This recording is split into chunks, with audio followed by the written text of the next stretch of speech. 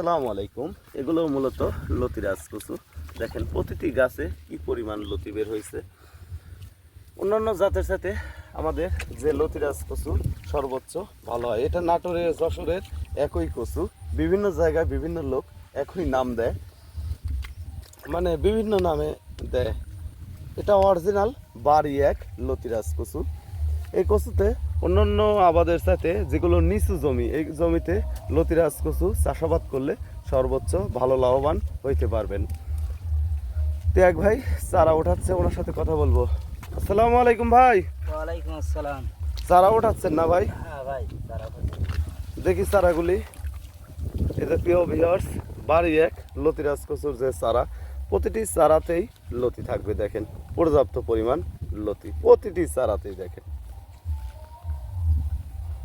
এগুলো অরিজিনাল বাড়ি এক লতিরাজ কচু।